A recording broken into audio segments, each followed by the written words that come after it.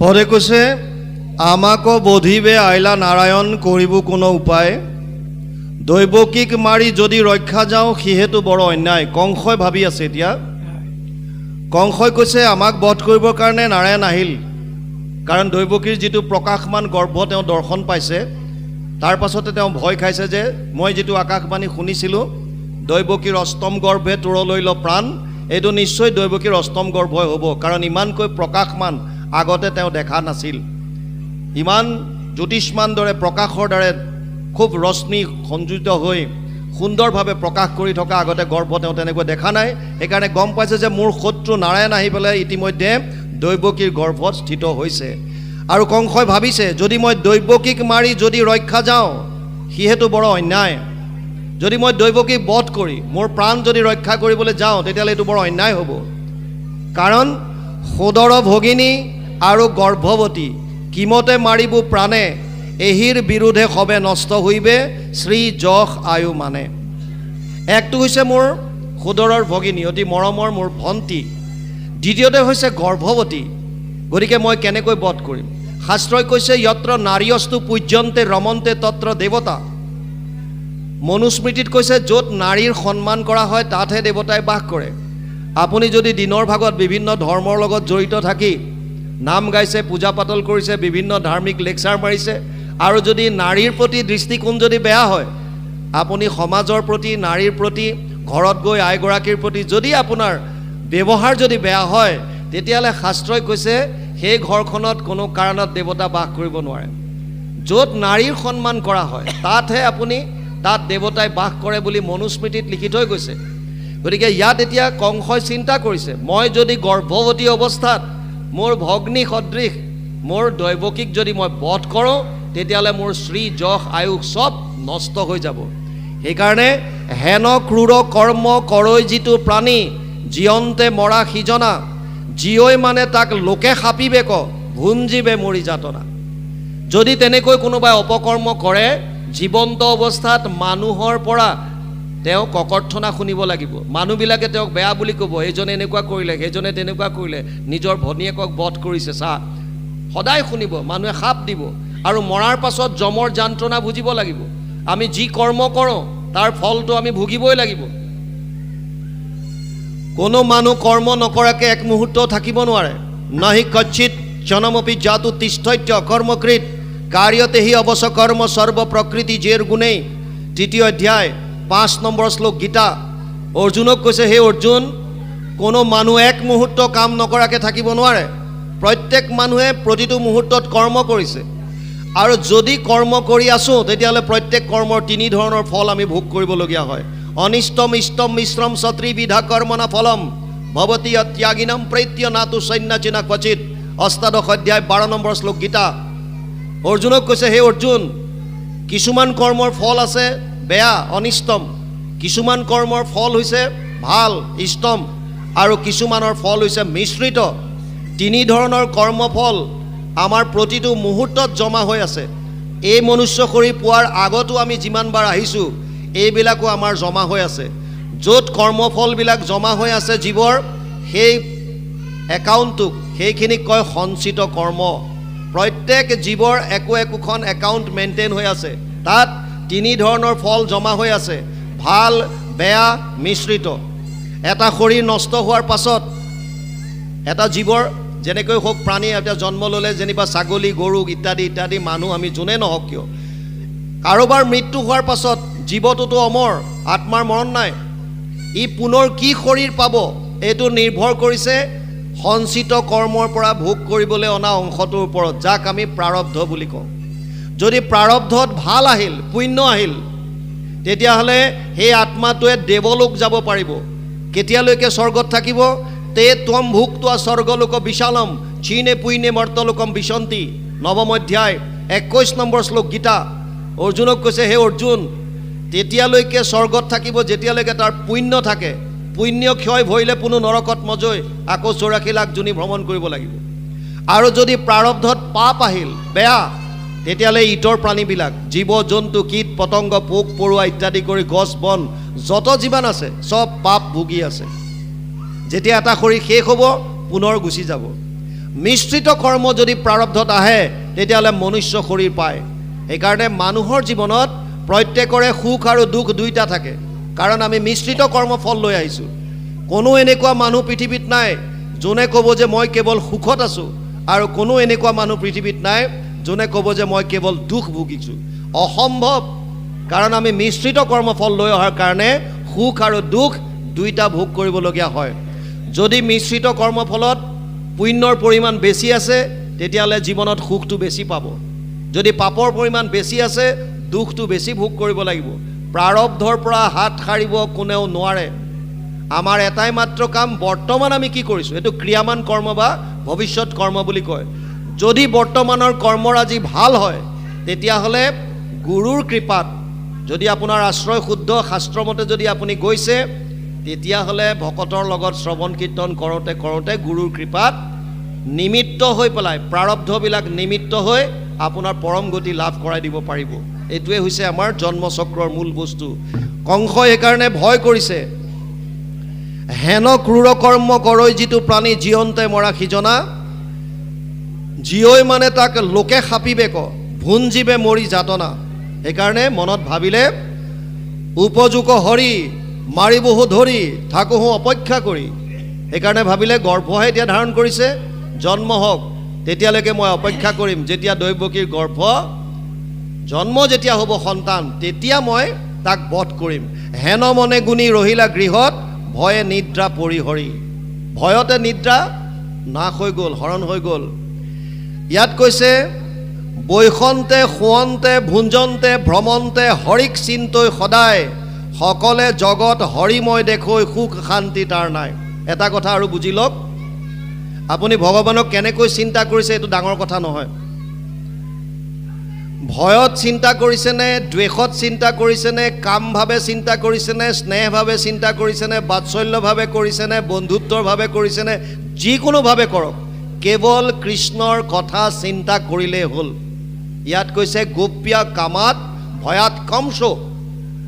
গোপীসকলে কামভাৱেৰে চিন্তা কৰি ভগৱানক পালে, কংসই ভয়াত কংস, দ্বেষাত ছেদ্য আদি নিপয়, দ্বেষ কৰি পেলাই শিশুপাল ৰজাই পালে পাৰ, আৰু স্নেহাত বৃষ্ণি, স্নেহ কৰি পেলাই সম্বন্ধাত বৃষ্ণি, সম্বন্ধত যদুবংশৰ লগত সম্পৰ্ক জুৰি পেলাই বৃষ্ণি বংশই পৰম গতি পালে, আৰু স্নেহাত য়ম, যুধিষ্ঠিৰক কৈছে তুমি বা পঞ্চ পাণ্ডৱে স্নেহৰ বন্ধনৰ মাজত থাকি পেলাই পৰম গতি পালে।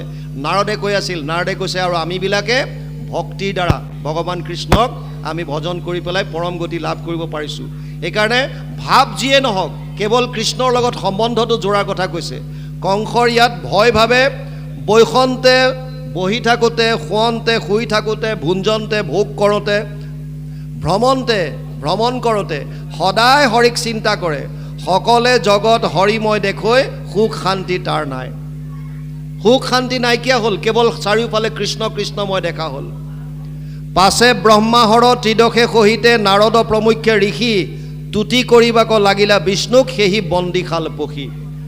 দৈৱকীয়ে যেতিয়া গৰ্ভ ধাৰণ কৰিলে, গৰ্ভৱতী হৈ থকা অৱস্থাত ব্ৰহ্মাদি কৰি যত ঋষি দেৱ ঋষি আহি তেওঁলোকে কাৰাগাৰত সোমাই দৈৱকীৰ গৰ্ভক বন্দনা কৰিছে। কি বন্দনা কৰিছে এতিয়া বাপজনে পাঠ কৰিলে আমি এইখিনি আলোচনা কৰিম। ব্ৰহ্মাদি দেৱতাসকল আহি স্তুতি কৰিছে দৈৱকীৰ গৰ্ভত। আপোনালোকে যদি ভাগৱতৰ ইয়াত প্ৰথমতে যিটো শ্লোক বাপ সমস্তই উচ্চাৰণ কৰিছিল, প্ৰথম শ্লোক ভাগৰ শেষত কৈছে সত্যম পৰম ধীমহি। যিটো মংগলাচৰণ কৰিছিল ব্যাসদেৱৰ প্ৰথম শ্লোক ভাগৱতৰ জন্মাদস্য য়ত, ইয়াৰ শেষৰ লাইনটোত আছে সত্যম পৰম ধীমহি। মই বা আমি সত্যক ধ্যান কৰোঁ বুলি আছিল। সত্যক ভাগৱতত ব্যাসদেৱে সত্যক ধ্যান কৰোঁ বুলি কৈছে। কৃষ্ণক বন্দনা কৰোঁ, শিৱক বন্দনা কৰোঁ, শক্তিক বন্দনা কৰোঁ এনেকৈ নাই লিখা। কৈছে মই সত্যক বন্দনা কৰিছোঁ, সত্যম পৰম ধীমহি, সেই সত্যক আমি ধ্যান কৰিছোঁ। সত্যনো কি এই কথাটো বুজাইছে ইয়াত ব্ৰহ্মাৰ স্তুতিৰ দ্বাৰা। ব্ৰহ্মাই স্তুতি কৰিছে গৰ্ভত থাকোঁতে ভগৱান কৃষ্ণক। সত্যব্ৰতম সত্যম পৰম ত্ৰিসত্যম সত্যস্য যোনিম নিহিতম চ সত্যম সত্যস্য সত্যম ঋত সত্য নেত্ৰম সত্যাৎকাম ত্বম শৰণম প্ৰপন্নম।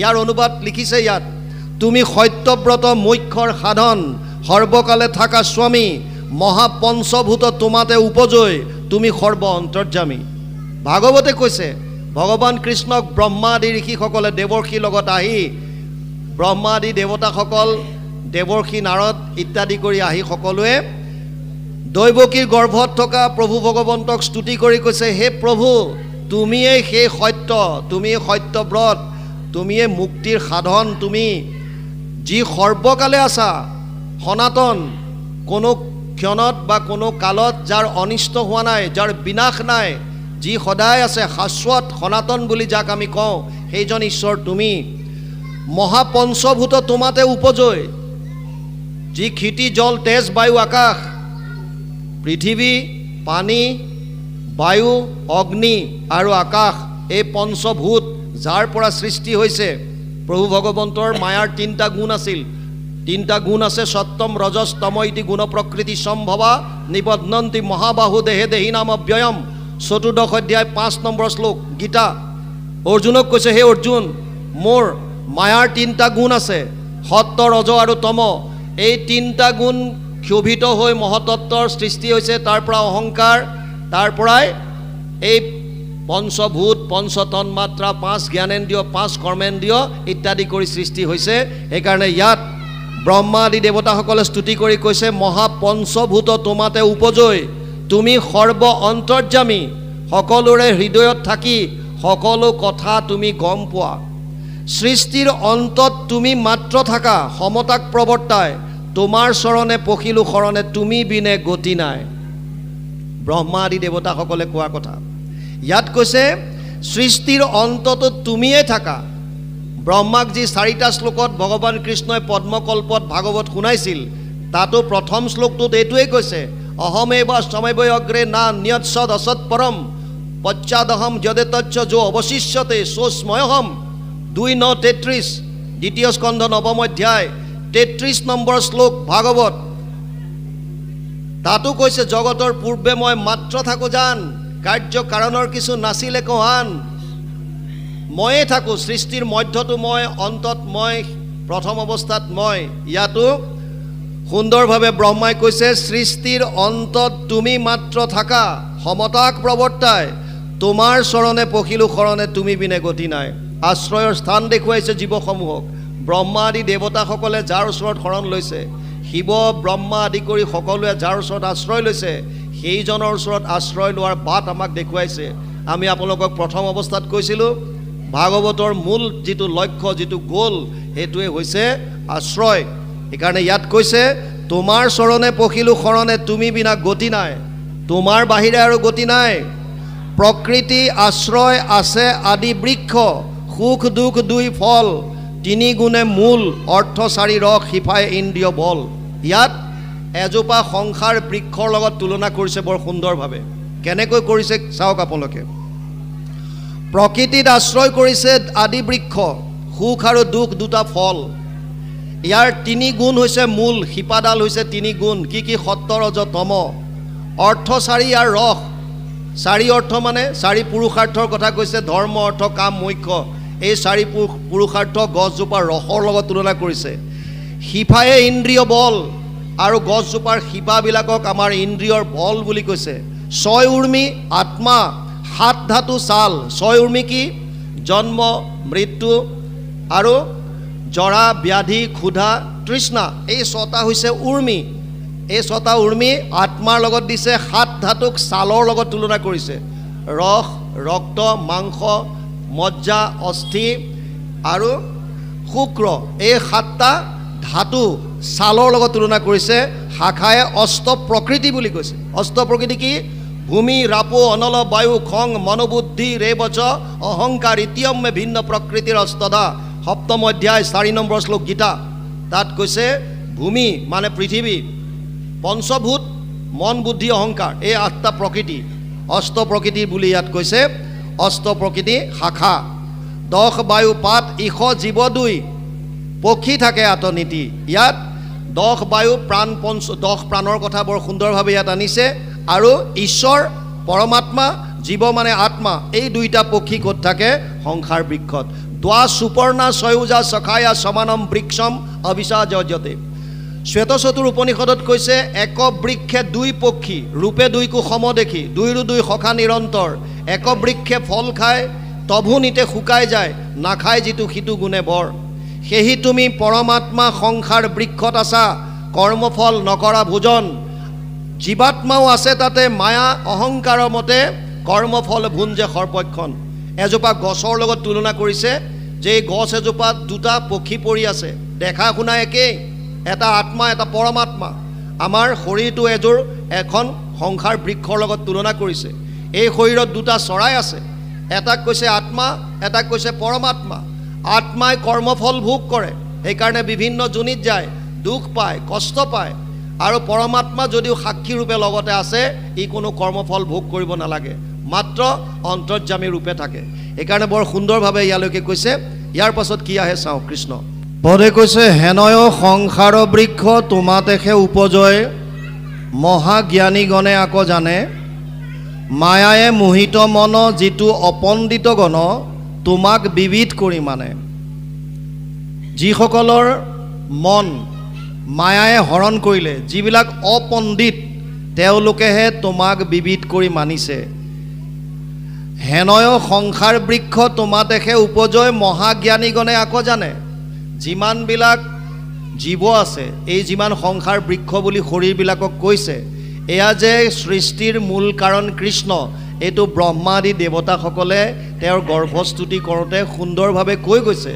ইয়াত কৈছে এই সংসাৰ বৃক্ষ তোমাতেই উপজিছে। মই প্ৰথমে কৈছোঁ সৃষ্টি স্থিতি প্ৰলয়ৰ হেতু যিটো দেৱ, ব্ৰহ্মাদি দেৱতাসকলক কৈছে যে এই সংসাৰ বৃক্ষ তোমাৰ পৰাই সৃষ্টি হৈছে। আৰু এই কথাটো কোনে জানে? মহাজ্ঞানীসকলে, যাৰ শাস্ত্ৰৰ লগত সম্বন্ধ আছে, যোনে শাস্ত্ৰ শুনিছে, যোনে শাস্ত্ৰ বুজিবলৈ চেষ্টা কৰিছে, যোনে কেৱল শাস্ত্ৰ খালি এটা অনুষ্ঠানিক হিচাপে ৰখা নাই, যোনে জানিবৰ কাৰণে শুনিছে। আমাৰ বহুতে এতিয়া শাস্ত্ৰ অনুষ্ঠান পাতে কেৱল আনুষ্ঠানিকতা ৰক্ষা কৰিবৰ কাৰণে, যে অনুষ্ঠান এটা পাতিম, অনুষ্ঠান হিচাপে পাতে, কিন্তু শুনাত ইণ্টাৰেষ্টটো কম, শ্ৰদ্ধাটো কম। আৰু তেতিয়া কি হয়, সেইকাৰণে আমি শাস্ত্ৰৰ কথাখিনি হৃদয়ংগম কৰিব নোৱাৰোঁ। অৰ্জুনক কৈছিল শ্ৰদ্ধাৱান লব্ধতে জ্ঞানম তৎপৰেশং যতেন্দ্ৰিয় জ্ঞানম লব্ধ পৰম শান্তি অচিৰেণ অধিগচ্ছতি। ৪ৰ্থ অধ্যায় ৪১ নম্বৰ শ্লোক, তাত কৈছে 39 নম্বৰ শ্লোক, তাত কৈছে যিজন শ্ৰদ্ধাৱান হ'ব সেইজনেহে জ্ঞান লাভ কৰিব পাৰিব। এতিয়া আমি যদি শুনোতে আমাৰ যদি বিষয়টোৰ প্ৰতি শ্ৰদ্ধা নাই, কি কৈছে আমি যদি বুজিবলৈ চেষ্টাই নকৰোঁ, অনুষ্ঠান পাতিছে, মাতিছে, গৈছোঁ, অলপ সময় বহিলোঁ, অনুষ্ঠান সামৰিলে, খালোঁ বলোঁ, ঘৰা ঘৰি আহিলোঁ, বছ চেছ, তেতিয়াহ'লে ইয়াৰ পৰা বিশেষ লাভ নহ'ব। যদি আমি সঁচাকৈ জানিব বিচাৰিছোঁ গীতা ভাগৱতেনো কি কৈছে, শাস্ত্ৰৰ উত্তম দুখন গ্ৰন্থ, যদি জানিবৰ কাৰণে আমি যদি শুনিবলৈ আহোঁ আৰু যদি আমি অধ্যয়ন কৰোঁ, অকল 2 ঘণ্টা সময়ত বা 1.5 ঘণ্টা সময়ত ইয়াত আপোনালোকে যথেষ্টখিনি জানিব নোৱাৰে। ভাগৱত এখন মহাসাগৰ বুলি কৈছে, শ্ৰীমদ ভাগৱত অৰ্ণৱম। ইয়াত 3 ঘণ্টা বা 2 ঘণ্টা পঢ়িলৈ কোনেও শেষ কৰিব নোৱাৰে।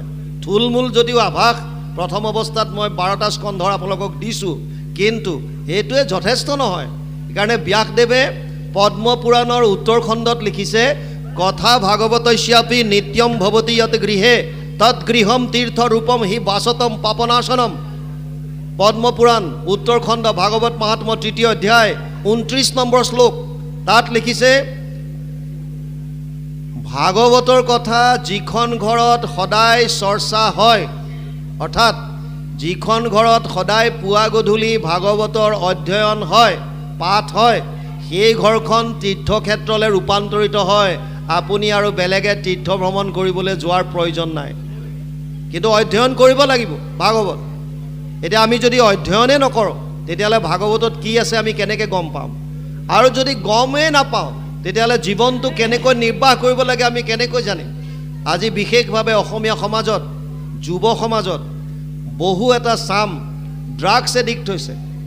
আজি ৰিহেব চেণ্টাৰ বনাবলগীয়া হৈছে বহু জেগাত, নিচা মুক্ত কৰিবৰ কাৰণে মদ, ভাং, ড্ৰাগছ এইবিলাক খাই ল'ৰাবিলাকৰ অৱস্থা নাইকিয়া হৈছে। বহুতে অকালতে প্ৰাণ হেৰুৱাবলগীয়া হৈছে, মাক বাপেকে কান্দি কান্দি দিন পাৰ কৰাবলগীয়া হৈছে। কিয়? কাৰণ আমি শাস্ত্ৰৰ কাষ চপা নাই। প্ৰহ্লাদে কৈছিল কৌমাৰ আচৰিত প্ৰাজ্ঞ ধৰ্মান ভাগৱতানিহ দুৰ্লভ মানুষ দেহ তত্ৰাপি দুৰ্বম অৰ্থদম 7:6-1 সপ্তম স্কন্ধ 6ষ্ঠ অধ্যায় 1ম শ্লোক ভাগৱত। প্ৰহ্লাদে দৈত্য শিশুক কৈছিল, দুৰ্লভ মনুষ্য জন্ম যিটো পায়া বুদ্ধিমন্ত যেবে হয়, কুমাৰ কালতে হুয়া একমত ভকতিক আচৰয়। যিজন মানুহৰ দুৰ্লভ জন্ম লাভ কৰাৰ পাছত যদি বুদ্ধিমান হয়, তেতিয়াহ'লে কুমাৰ কালৰ পৰা ঈশ্বৰত ভক্তি কৰা আৰম্ভ কৰি দিব।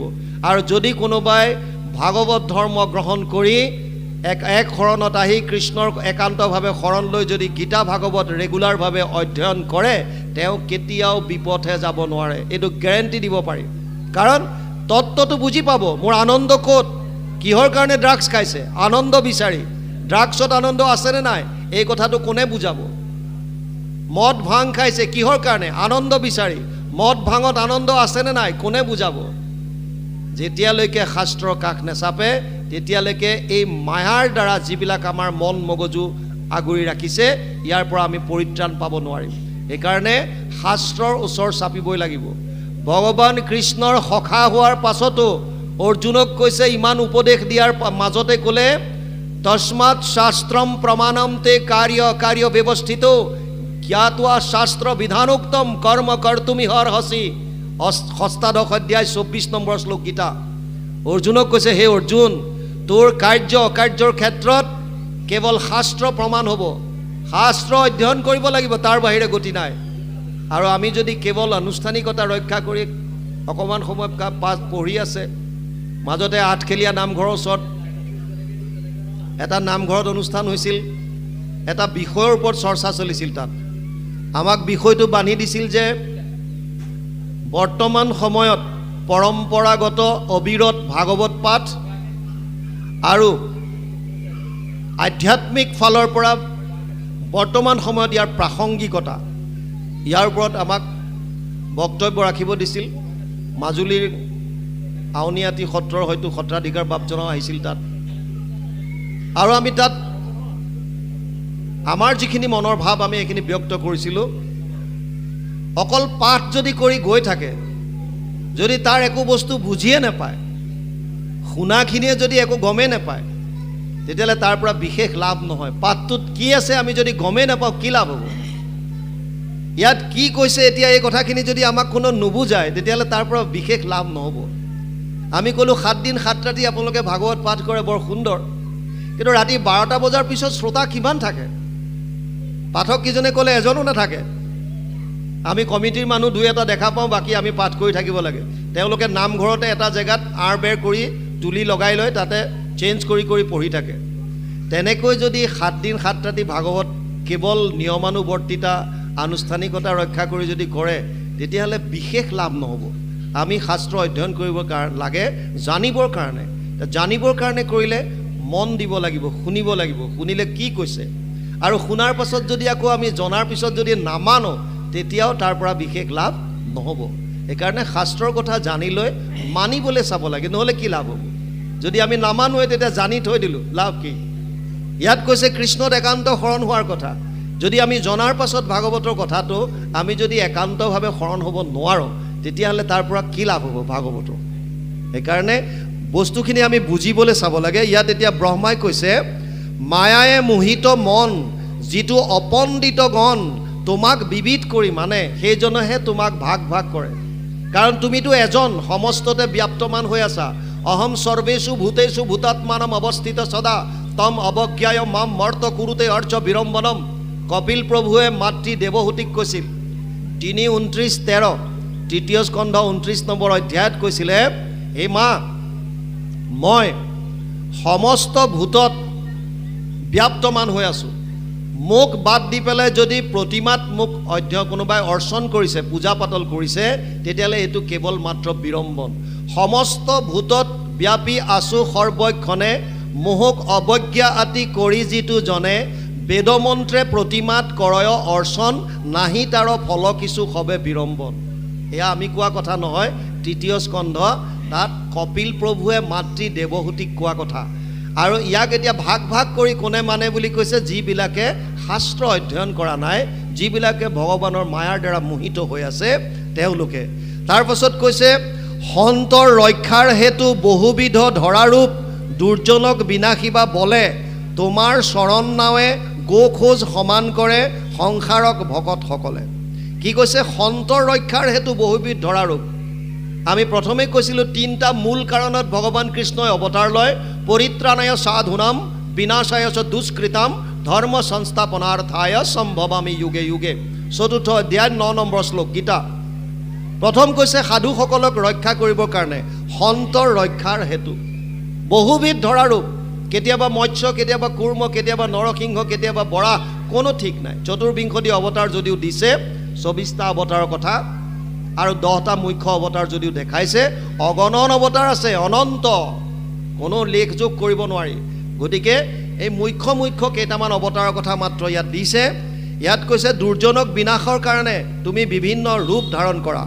তোমাৰ চৰণ নাৱে গোখোজ সমান কৰে সংসাৰক ভকতসকলে। তোমাৰ চৰণ পংকজত যোনে ধাৰণ কৰি ল'লে, এই নাৱত উঠি লোৱাৰ পাছত সংসাৰৰ যিমানবিলাক সংঘাত আছে, গোখোজ মানে গৰুৰ খোজটোৰ নিচিনাকৈ আলাসতে পাৰ হৈ গুচি যায়। গোখোজত থকা পানীকণ কিমান? সংসাৰ সাগৰখন অতি ভয়াৱহ, কিন্তু সেই সংসাৰ সাগৰো গোখোজত থকা পানীকণৰ দৰে অপ্ৰয়াসে পাৰ হৈ গুচি যাব পাৰে, যদি আমাৰ আশ্ৰয়টো যদি শুদ্ধ হয়। তাৰ পাছত কৈছে আপুনি ভকতে তৰি ইঠাৱতে গৈল এৰি তজুপাদ পদ্মে নৌকা দুই মুক্ত ভৈলো বুলি যিটো তোমাৰ চৰণেৰৈ দুনাই সিটো পৰে ভ্ৰষ্ট হৈ। আপুনি ভকতে তৰি ইঠাৱতে গৈল এৰি তজু পদ্ম নৌকা দুই, তোমাৰ পদ্মযুগল ধাৰণ কৰি কোনোবাই মুক্তি পাই যদি সেয়া ত্যাগ কৰে, যে মই মুক্তি পাই গ'লোঁ, মই সংসাৰ পাৰ হৈ গ'লোঁ, এতিয়া মোৰ কাম নাই, যদি তেনেকৈ কোনোবাই ভাবে তেতিয়াহ'লে সেইটো তেওঁলোকৰ ভুল। মুক্ত ভৈলো বুলি যিটো তোমাৰ চৰণ এৰৈ, যদি তোমাৰ চৰণ ত্যাগ কৰিলে, দুনাই সিটো পৰৈ ভ্ৰষ্ট হৈ, সিও আকৌ ইয়াত পুনৰবাৰ আহিবলৈ বাধ্য হ'ব। তজু নাম মুখে লয় হৃদয়ত ৰূপ ধৰৈ, শিশিজনে নিস্তৰৈ সংসাৰ কৰিবাহা অৱতাৰ ধৰিবা ভূমিৰ ভাৰ, কিনো ভৈল আনন্দ আমাৰ। ইয়াত কৈছে ব্ৰহ্মাই যে যিসকলে তজু নাম মুখে লয়, তোমাৰ নাম মুখেৰে স্মৰণ কৰি হৃদয়ত ৰূপ ধৰৈ, তোমাৰ মূৰ্তি হৃদয়ত ধাৰণ কৰি। মূৰ্তি 8 প্ৰকাৰ আছে, এইটো বুজি লওক। যদিও আমাৰ 3 প্ৰকাৰ বুলি কয়, চিন্ময়, মৃন্ময় আৰু বাংময় বুলি, ভাগৱতে অষ্টবিধ মূৰ্তিৰ কথা কৈছে। শৈলী দাৰুময়ী লৌহ্য লেপ্য চাইকাতি মনোময়ী প্ৰতিমাস্ত বিধ স্মৃতা। শৈলী দাৰুময়ী লৌহ্য লেপ্য লেখ্য চাইকাতি মনোময়ী মণিময়ী, 8বিধ প্ৰতিমাৰ কথা কৈছে। 8বিধ। এই 8বিধ প্ৰতিমাৰ ভিতৰত মনোময়ী, যিটো মনত যিটো মূৰ্তি ধাৰণ কৰিব পাৰি, আপুনি কৃষ্ণক যেনেকুৱা মূৰ্তি নানক কিয়, পুতনাই মাৰিবলৈ অহা কৃষ্ণৰ সেই সৰু ৰূপটো আপুনি ধাৰণ কৰিব পাৰে। আপুনি কুৰুক্ষেত্ৰৰ যুদ্ধত অৰ্জুনৰ ৰথৰ সাৰথি হোৱাৰ ৰূপটো মনলৈ আনিব পাৰে। আপুনি বিপ্ৰক সুদামাক যেতিয়া সহায় কৰিছে সেইটো ৰূপ ধাৰণ কৰিব পাৰে। শান্তি দূত হৈ পেলাই যেতিয়া গৈছে হস্তিনাপুৰলৈ, সেইটো যিকোনো ৰূপ ভগৱান কৃষ্ণৰ ইয়াত লীলাবিলাক সেইকাৰণে দিছে। যিকোনো এটা ৰূপ যদি আপুনি হৃদয়ত ধাৰণ কৰে আৰু মুখেৰে যদি তেওঁৰ নাম লয়, তেতিয়াহ'লে কি কৈছে ইয়াত? তজু নাম মুখে লয় হৃদয়ত ৰূপ ধৰৈ, শিশিজনে নিস্তৰৈ সংসাৰ, সেইজনেহে এই সংসাৰ সাগৰৰ পৰা পৰিত্ৰাণ পাব পাৰিব। গীতা ভাগৱতে আৰু ইয়াৰ বাহিৰে বেলেগ কোনো গতি দিয়া নাই। যদিও সমাজত দেখা যায় এতিয়াও বহুতে বেলেগ দেৱ দেৱতাৰ ওচৰত তেওঁলোকে পূজা পাতল কৰি আছে। শাস্ত্ৰই বিভিন্ন শাস্ত্ৰত বিভিন্ন মত দিছে, প্ৰথমে আমি আলোচনা কৰিলোঁ। কিন্তু মুখ্য শাস্ত্ৰত কি কৈছে? শাস্ত্ৰৰ উত্তম গীতা ভাগৱতে কেৱল কৃষ্ণত একান্ত শৰণৰ কথা কৈছে। আৰু গীতাত ইয়াকো কৈছে, কাম স্থিৰ হিত জ্ঞান প্ৰপদ্যন্তে অন্য দেৱতা। যাৰ কামনা বাসনাই নিজৰ জ্ঞান অপহৰণ কৰি ল'লে, সেইসকলেহে বেলেগ দেৱ দেৱতাক পূজা সেৱা কৰে। 7ম অধ্যায় 20 নম্বৰ শ্লোক গীতা, তাত সুন্দৰভাৱে লিখা আছে। বাকী যি কি নহওক, এতিয়া কৈছে ধৰি বাহা অৱতাৰ হৰিবা ভূমিৰ ভাৰ, কিনো ভৈল আনন্দ আমাৰ। ব্ৰহ্মাই কৈছে গৰ্ভস্তুতি দৈৱকীক যে তুমি সত্যব্ৰত মুখ্যৰ সাধন, সৰ্বকালে তুমি সৰ্ব অন্তৰ্যামী, সৃষ্টিৰ অন্তত তুমি মাত্ৰ থাকা সমতাক প্ৰৱৰ্তাই, তোমাৰ চৰণে পখিলো শৰণে তুমি বিনা গতি নাই। কোৱাৰ পাছত কৈছে যে তুমি বিভিন্ন সময়ত ভকতক পৰিত্ৰাণ কৰিবৰ কাৰণে বিভিন্ন ৰূপ ধাৰণ কৰা, আৰু তোমাৰ যিজনে মুখেৰে নাম লয় হৃদয়ত ৰূপ ধাৰণ কৰে, তেওঁৰ সংসাৰৰ পৰা পৰম গতি লাভ কৰি গুচি যায়। আৰু বৰ্তমান অৱস্থাত তুমি যিহেতু দৈৱকীৰ গৰ্ভ ধাৰণ কৰিলা, আমি গম পাইছোঁ যে ধৰি বাহা অৱতাৰ, হৰিবা ভূমিৰ ভাৰ, তুমি এবাৰ পৃথিৱীৰ ভাৰ হৰণ কৰিবা, কিনো ভৈল আনন্দ আমাৰ, আৰু তোমাৰ লীলা আমি দৰ্শন কৰি আমি আনন্দিত হ'ম। তোমাৰ পাৱৰ খোজে অলংকৃত হৈবে ভূমি, ধ্বজ বজ্ৰ দেখিব অংকুশ, তোমাৰ চৰণে আমি পৰিয়া প্ৰণাম কৰোঁ, ৰক্ষা কৰা পৰম পুৰুষ। এহিমতে মাধৱক কৰিলা অনেক তুতি, ত্ৰিদশে সহিতে সৃষ্টি কৰে, শুনিও ক সভাসদ মহাভাগৱত পদ, কহে কৃষ্ণ কিংকৰ শংকৰে। বিভিন্ন ধৰণে ব্ৰহ্মাই স্তুতি কৰিলে। তাৰ পাছত এতিয়া অকণমান আকৌ উপদেশ ইয়াত আহিছে।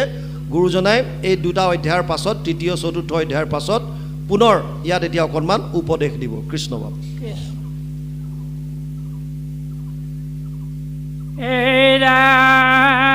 ৰাম দেৱৰো দেৱতা হৰি, জানিয়া যতন কৰি, লৈও এক শৰণ কৃষ্ণত, গাৱা নাম গুণ গীত কৰি একান্ত চিত, অতে থান পাইবা বৈকুণ্ঠত। শুনিও কয় অভিপ্ৰায়, আতপৰে পুণ্য নাই, হৈ শুদ্ধ মহা অন্ত জাতি, পৰম বান্ধৱ নাম যিটো লয় অবিশ্ৰাম, তাৰ সাত কাৰ্য সাধয়া। কৃষ্ণ পুনৰ এটা উপদেশ আহিছে। ব্ৰহ্মা আদি দেৱতাসকলে ভগৱান কৃষ্ণক দৈৱকীৰ গৰ্ভত যেতিয়া তেওঁ ধাৰণ কৰিলে, গৰ্ভস্তুতি বুলি কয় ইয়াক, এই স্তুতি কৰি প্ৰভু ভগৱন্তৰ লীলাসমূহ স্মৰণ কৰি গাইছে। তাৰ পাছত এতিয়া তাৰ ওপৰত ভিত্তি কৰি গুৰুজনাই অকণমান উপদেশ দিছে। ইয়াত কৈছে, দেৱৰো দেৱতা হৰি, জানিয়া যতন কৰি, লৈও এক শৰণ কৃষ্ণত, গাৱা নাম গুণগীত কৰিয়া একান্ত চিত, তেবে থান পাইবা বৈকুণ্ঠত। দেৱৰো যিজন দেৱতা, ঈশ্বৰৰো যিজন ঈশ্বৰ, সেইজনৰ চৰণত যত্ন কৰি শৰণ লোৱাৰ কথা কৈছে, একত শৰণ লোৱাৰ কথা কৈছে। প্ৰভু ভগৱন্তত যদি আপোনাৰ সমৰ্পণটো যদি শুদ্ধ হয়, শৰণ বস্তুটো যদি শুদ্ধ হয়, সম্পূৰ্ণৰূপে যদি নিজক কৃষ্ণত যদি অৰ্পণ কৰিব পাৰিছে, তেতিয়াহ'লে যেনেকুৱাই আপোনাৰ জীৱনত বিপদ নাহক কিয়, ভগৱান কৃষ্ণই অনুকূল বায়ুৰ দৰে আপোনাক তাৰ পৰা পাৰ কৰাই লৈ যাব। কিন্তু আপোনাৰ নিষ্ঠা, আপোনাৰ আস্থা, আপোনাৰ বিশ্বাস কেনেকুৱা, ইয়াৰ ওপৰত নিৰ্ভৰ কৰিছে। নজনালৈকে কথাটো বেলেগ। আপোনালোকে সকলোৱে মহাপুৰুষ মাধৱদেৱৰ বিষয়ে জানে। মহাপুৰুষ মাধৱদেৱ এজন শাক্ত আছিল, ঘোৰ শাক্ত। এবাৰ তেওঁ বন্দুকাৰ পৰা যেতিয়া ঘৰলৈ আহি আছিল, বন্দুকাত ককায়েক আছিল দামোদৰ, দামোদৰক লগ কৰি পেলাই যেতিয়া আহি আছে, বাটত গম পালে যে মাক অসুস্থ হৈছে, মনমতী। আৰু লগে লগে তেওঁ শাক্ত ধৰ্মী এজন লোক হিচাপে দেৱীৰ ওচৰত প্ৰাৰ্থনা কৰিলে, হে দেৱী মা, মোৰ মাক সুস্থ কৰি তোলা, মই তোমাক এযোৰ পাঠা ছাগলী অৰ্পণ কৰিম। আৰু মনতে সংকল্প লৈ তেওঁ ঘৰলৈ আহিল। তেওঁ মাকক থৈ গৈছিল ভনী জোঁৱায়েক ৰামদাসৰ ওচৰত। আৰু ঘৰলৈ আহি যেতিয়া গম পালে যে মাক সুস্থ হৈছে, তেতিয়া ভনী জোঁৱায়েকক ক'লে যে মই এটা চুক্তি কৰিছিলোঁ দেৱী মাৰ লগত, শাৰদীয় পূজাত এযোৰ পাঠা ছাগলী বলি দিয়াৰ কথা, গতিকে তুমি মোক বলি দিবৰ কাৰণে পাঠা ছাগলী এযোৰ আনি দিয়া। ৰামদাসে ইতিমধ্যে মহাপুৰুষ শ্ৰীমন্ত শংকৰদেৱৰ দ্বাৰা প্ৰৱৰ্তিত এক শৰণ হৰিনাম ধৰ্মত আশ্ৰিত হৈছে। গতিকে তেওঁ ছাগলী আনি দিয়া নাই। ইফালে পূজা ওচৰ চাপিল, সেইকাৰণে তেওঁ বেয়া পায়। মহাপুৰুষ মাধৱদেৱে এদিন ভনী জোঁৱায়েকক ক'লে, হেকুৰা কুচিয়াৰ পো বুদ্ধিত পাগল, কিয় আনি নিদিয় পূজাৰ ছাগল। সেইদিনাখন ৰামদাসৰো খং উঠিল আৰু ক'লে, আমাৰ আগত দেখাও হ বৰ চোট, শংকৰক লগ পাইলে হৈবি লোট সোট। মোৰ ওচৰততো ফুটানি দেখাইছ, কিন্তু যেতিয়া গুৰুজনাক লগ পাবি তেতিয়াহ'লে তয়ো লোট সোট হৈ যাবি। মাধৱ পুৰুষে ক'লে যে মইতো বিভিন্ন শাস্ত্ৰ অধ্যয়ন কৰিছোঁ, মই পাইছোঁ যে তাত বলি বিধানৰ কথা আছে, যাগ যজ্ঞ পূজা পাতলৰ কথা আছে, আৰু তুমি কৈছা যে বলি দিয়াটো বেয়া কথা, গতিকে মোক লৈ ব'লা, মই তৰ্ক কৰিম। ৰামদাসে ক'লে আজি বেলি বহিবৰ হ'ল, আজি গৈ কি কৰিবা, কাইলৈ ওলোৱা। আৰু দ্বিতীয় দিনাখন মাধৱ পুৰুষক লৈ আহিল গুৰুজনাৰ ওচৰত। মাধৱদেৱে ভাবি আহিছে ময়ো এজন শাস্ত্ৰজ্ঞ, মই বিভিন্ন শাস্ত্ৰ অধ্যয়ন কৰিছোঁ, গতিকে মই কোনো কাৰণত শংকৰদেৱক প্ৰথমে সেৱা নকৰোঁ, আগতে তৰ্ক কৰিম, যদি তৰ্কত হাৰ মানো তেতিয়া বেলেগ কথা, আৰু নহ'লে মই কেতিয়াও সেৱা নকৰোঁ। কিন্তু যেতিয়া সেই গুৰুজনাক ভাগৱতৰ ব্যাখ্যাত বহি থকা দেখা পালে, তেতিয়া যিটো তেওঁৰ ৰূপৰ বৰ্ণনা পাছত গুৰু ভতিমাত লিখিছে, দৰশিত সুন্দৰ গৌৰ কলেবৰ জৈচন সুৰপৰ কাষ, সকলো সভাসদ ৰঞ্জন জাকেৰি দৰ্শনে পাপ বিনাশ। গুৰুজনাক দেখাৰ লগে লগে মহাপুৰুষ মাধৱদেৱ দীঘল দি পৰিল, আৰু ওচৰলৈ অহাত ৰামদাসক সুধিলে গুৰুজনাই, ৰামদাস এওঁ কোন, চিনাকি দিলে, আৰু গম পালে মাক মনুমতী তেওঁৰ পৰিয়ালৰ। শংকৰদেৱে মাধৱক ক'লে, আৰে মনুবাই ল'ৰা ইমান ডাঙৰ হ'ল, আহা বহা, কিয় আহিলা? ৰামদাসে ক'লে যে আপোনাৰ সৈতে তৰ্ক কৰিবলৈ আহিছে শাস্ত্ৰৰ। কিয়? এওঁ কৈছে পাঠা ছাগলী বলি দিব লাগে, আৰু মই কৈছোঁ যে কোনো প্ৰয়োজন নাই, ক'ত শুনিলোঁ বুলি কওঁতে মই আপোনাৰ কথা ক'লোঁ, গতিকে আপোনাৰ সৈতে তৰ্ক কৰিবলৈ আহিছে। বহুৱাই ল'লে গুৰুজনাই, আৰু বিভিন্ন শাস্ত্ৰ সন্মত, মনত কোনো দ্বেষ নাই, মাধৱ পুৰুষে যিখিনি অধ্যয়ন কৰিছে সেইখিনি খোলা কিতাপৰ দৰে ৰাখি গৈছে। আৰু গুৰুজনাই শাস্ত্ৰৰ উত্তম গীতা ভাগৱতৰ পৰা এটা এটা শ্লোকেৰে সকলো নাকচ কৰি গৈছে। যেতিয়া বেলি বহিবৰ সময় হ'ল, বেলি যেতিয়া লহিয়াইছে, তেতিয়া ভাগৱতৰ পৰা এটা শ্লোক উচ্চাৰণ কৰিলে, যথা তৰুৰ মূলে নিচেচানেন তৃপ্যন্তি তদ স্কন্ধ ভুজ উপশাখা প্ৰাণোপহাৰচ্চ যথেন্দ্ৰিয়ানাম তথা সৰ্ব অৰ্চনম অচ্যুতেজ্য। 4:31 14 চতুৰ্থ স্কন্ধ 31 নম্বৰ অধ্যায় 14 নম্বৰ শ্লোক ভাগৱত। অনুবাদ, বৃক্ষৰ মূলত যদি দেও আনি জল, ত্ৰিপিতি হোৱন্ত তাৰ পত্ৰ পুষ্প ফল, ডালে পাতে সিঞ্চে যদি মূলত নেদয়, কদাচিতো ডালে পাতে সন্তুষ্ট নহয়।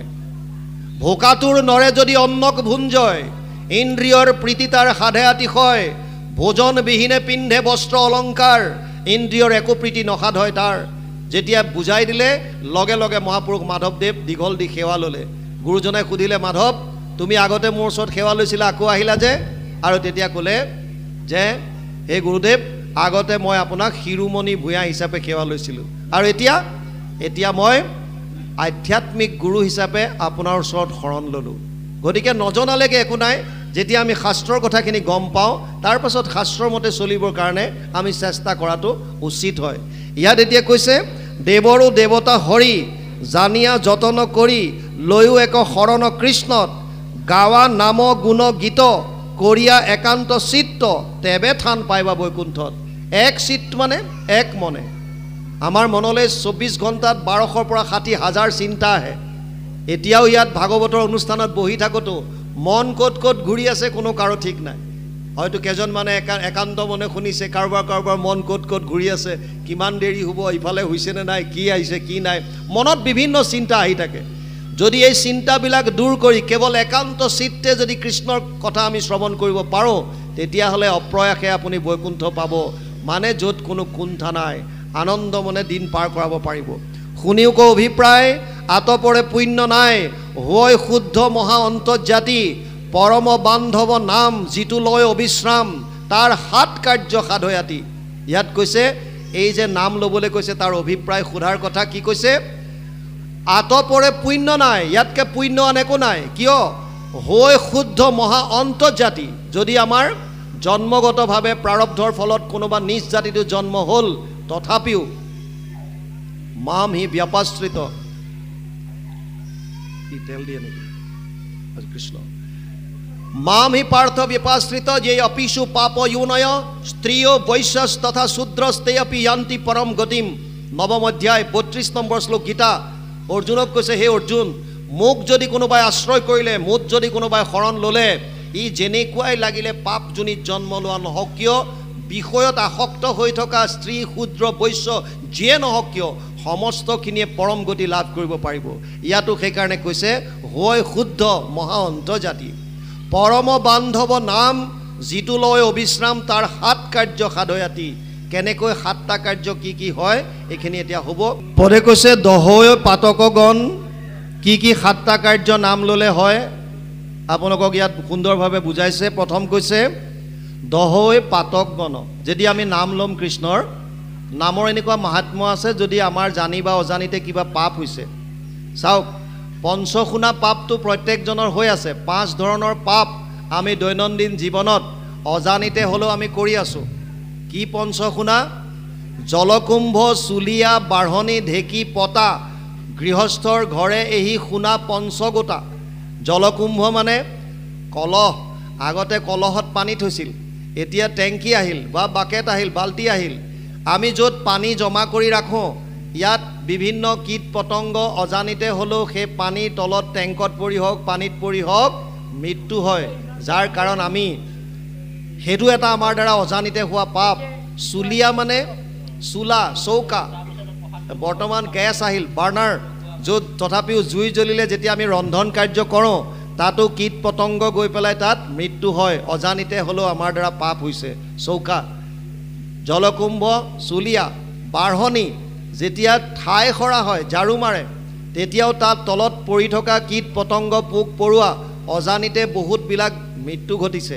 বাঢ়নি ঢেঁকী, যদিও ঢেঁকীৰ প্ৰচলন কমিলে তথাপিও বিহুৱে সংক্ৰান্তিয়ে পিঠাগুড়ি খুন্দা কিবা কৰা কিবা নহয়, আল্টিমেটলি আমাৰ চাপত পৰি খোজকাঢ়ি যাওঁতেও ভৰি তলত পৰি গাড়ী চলাই যাওঁতে তাৰ তলত পৰি বিভিন্ন জীৱ জন্তুৰ মৃত্যু হৈ থাকিব পাৰে।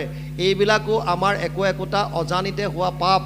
আৰু এটা হৈছে জলকুম্ভ চুলীয়া বাঢ়নি ঢেঁকী পতা।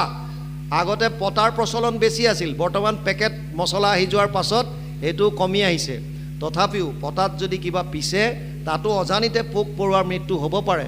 এনেধৰণৰ পঞ্চশুনা পাপ আমাৰ দ্বাৰা হৈ আছে।